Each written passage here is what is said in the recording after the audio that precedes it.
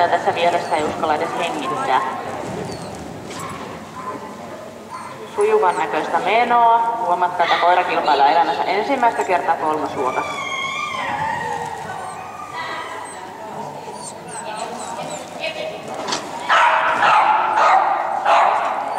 Sehän tekee vielä nolla. Nyt keskitytään. Ja sit vielä viimeinen.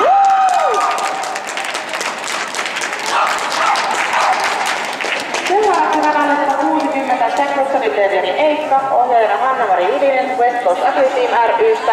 Sano Jenni jotain. 61 Aaposta, 62 Punasta, 63 Bona.